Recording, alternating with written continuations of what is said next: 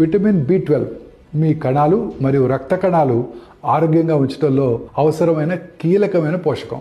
ఇది అన్ని కణాల్లో జన్యు పదార్థమైన డిఎన్ఏను తయారు చేయడానికి సహాయపడుతుంది. శరీరం విటమిన్ బి12ని సొంతంగా తయారు చేయలేనందున మీరు దాన్ని పొందాలంటే మీ ఆహారంలో తగిన సప్లిమెంట్స్ తప్పనిసరిగా తీసుకోవాలి. ఈ విటమిన్ బి12 లోపం తరచూ నిర్లక్ష్యం చేస్తుంటారు. సరియైన సమయంలో చికిత్స అందకపోయినట్టయితే తీవ్రమైన ఆరోగ్య సమస్యలకు దారితీస్తుంది. విటమిన్ బి12 లోపించినప్పుడు ఎదురయ్యే లక్షణాల గురించి ఇవాళ మనం తెలుసుకుందాం. విశ్రాంతి తీసుకున్న తర్వాత కూడా అలసటగా లేదా బలహీనంగా అనిపించడం బి12 లోపాలకి కీలకమైన సంకేతం. ఎర్ర రక్త కణాల ఉత్పత్తికి విటమిన్ బి12 అవసరం. ఇది శరీరం అంతా ఆక్సిజన్ తీసుకెళ్తుంది, కానీ తగినంత ఆక్సిజన్ డెలివరీ కానప్పుడు అది మిమ్మల్ని అలసిపోయేలా చేస్తుంది.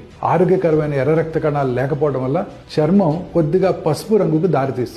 విటమిన్ బి12 లోపం రక్తహీనతకి కారణం కావచ్చు. మీ చేతుల్లో లేదా కాళ్ళలో జలధరింపు లేదా తిమ్మిరిని గనక అనుభవిస్తే మీరు మీ బి12 స్థాయిలను పరీక్షించుకోవడం చాలా ఇంపార్టెంట్.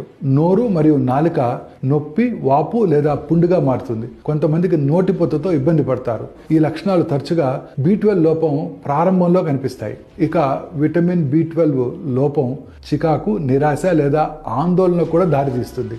ఈ విటమిన్ బి12 మానసిక స్థితిని నియంత్రించే న్యూరో ట్రాన్స్మిటర్స్ అయిన సెరటోనిన్ మరియు డోపమిన్ ఉత్పత్తిని. విటమిన్ బి12 మీ కణాలు మరియు రక్త కణాలు ఆరోగ్యంగా ఉంచడంలో అవసరమైన కీలకమైన పోషకం.